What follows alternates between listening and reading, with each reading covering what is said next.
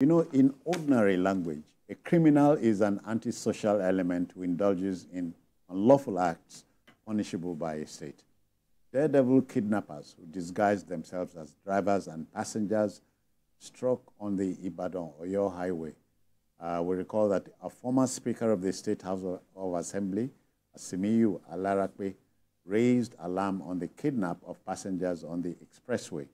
Alarape said one of his neighbors released by the kidnappers narrated the ugly experience, that the gang, including the driver of the bus, disguised as passengers and boarded the commercial bus, only to be forced to stop halfway and robbed by 8 kidnappers.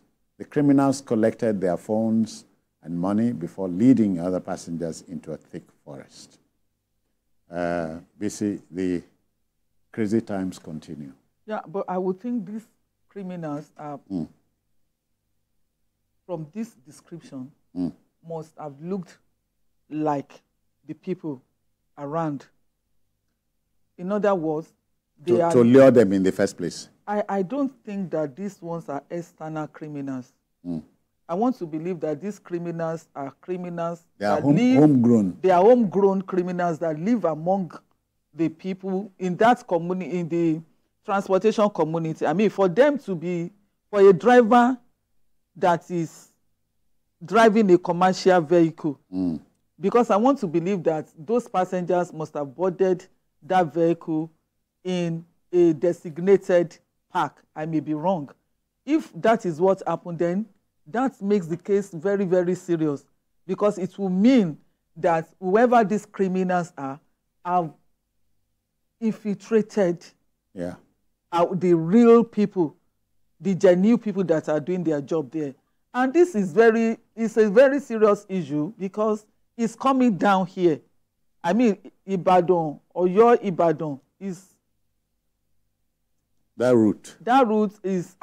It's a busy route. Very busy, and coming even down to us. When we say, you know, when we say they kidnap and all of that, we know where these things take place most of the time. We especially know when we know the black spots, especially when it's a long distance journey, and that you can have some, you know, places that are not, they are isolated areas and the rest. But in this case, Oyo to Ibadan, what is the kilometers between Oyo and Ibadan? I don't think the journey is too... It's probably about 40 minutes. But we can call the bluff if we desire to. Definitely. And even look at this, the Hunters Association. They even said that they can deal with them, that they can actually, if they give them the permission to go into the forest, that they will bring them out, that they understand the forest, they know the forest, they know where to go to, but they will need the permission of the state governor, and they will also need the permission of the Inspector General of Police. And we all know that the Oyo State Governor does not have the capacity to give the order for them to go into the forest, because security is on the exclusive list. And except they now wait for the IG of police to give the order. So I think we can call their bluff, but I also think that the way we handle security, especially with what these hunters are saying, I also think that we are giving the criminals some kind of leeway to operate due to the our constitutional restraints, which prevents us from having a state police, for example, and which makes governors who are supposed to be chief executives of their states not to have the power to command the commissioner of police in their state. So I think this lacuna is helping the criminals to operate, and I don't think they are too powerful, especially now, because this is just starting. If we do something now, we can nip it in the bud before the problem spreads, and again we go back to the 2022 time when we were afraid to apply Lagos Ibadan Expressway. CK, these are crazy times. Well, I'm told the only way to deal with organized crime is to make anti-crime an organized thing.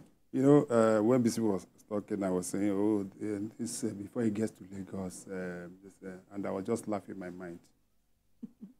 BC, let me tell you for free. It's already happening in Lagos. Citizen, on Monday, my neighbor, when I say my neighbor, we are living in the same hood, was going to work on Monday at Ugudu bus stop. She boarded the vehicle, a Sienna bus, taking her to CMS. Immediately they got to the interchange. Instead of going straight to Third Mainland, they swear off into Oroshoki Expressway. All right. Sorry, we have a call. Let's quickly deal with the call. Nora from Abuja is here with us. Nora, how do you do? Good evening. Are you there? No luck. No luck. Okay. And I'm giving this is a live. Yeah?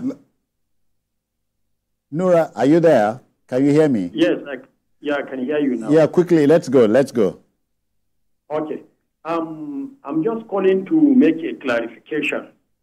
Last week,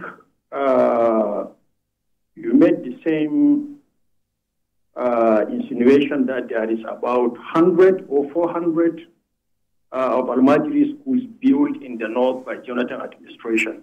It is not true. What is true? What is true, Nora? Good. There are some Almajiri schools as a pilot project that was done under Jonathan administration. That is true.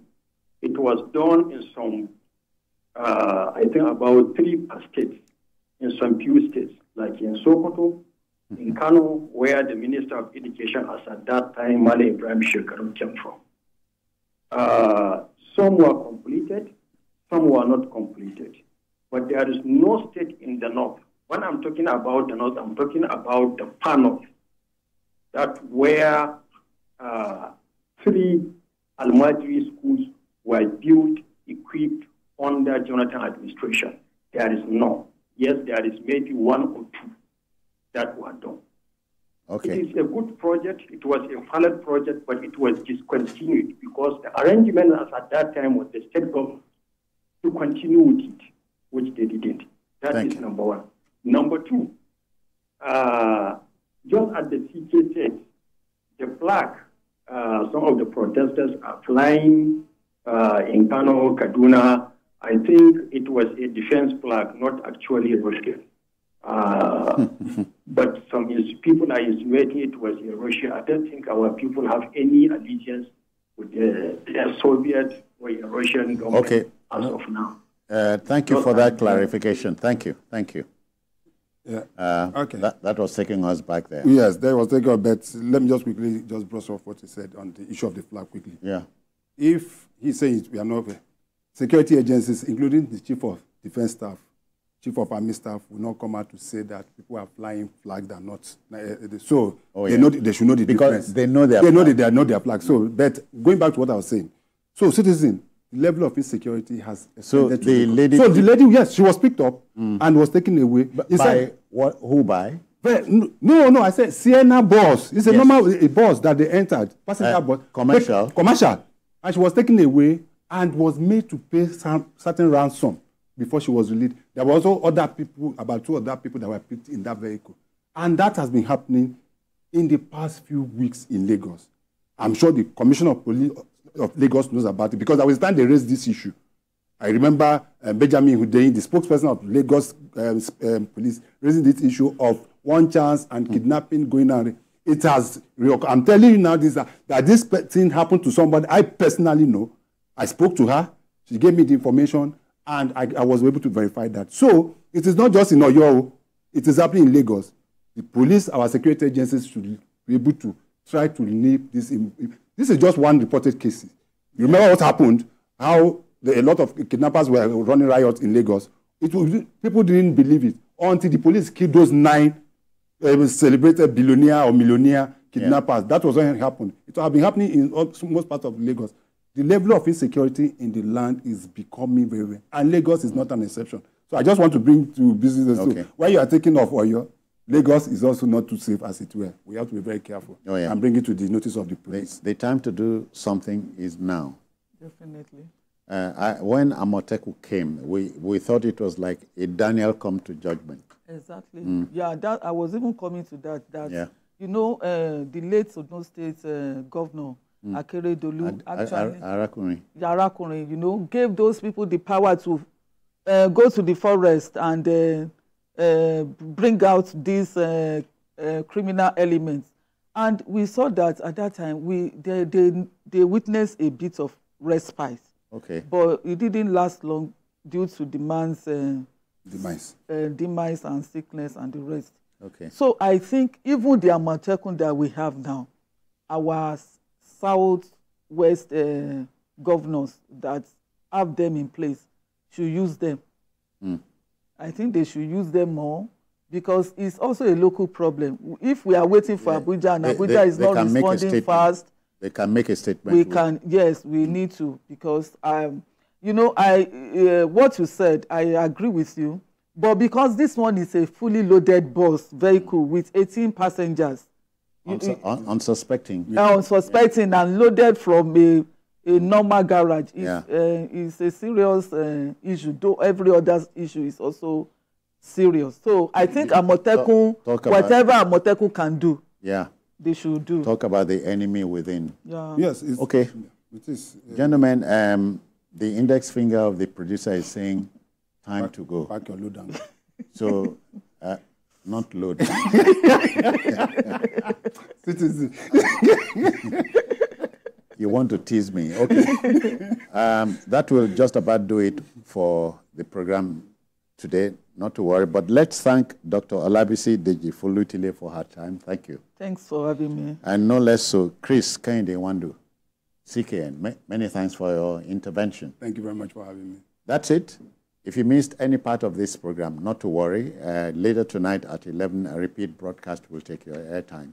Another episode of the show is on tomorrow at 5. And on Sunday, we expand the field for you from between 1:30 and 3:30 p.m. Just to also tell you, we are on YouTube at youtube.com/TVC News Nigeria. I am Citizen Jones Hussein. Bye-bye now. Take care.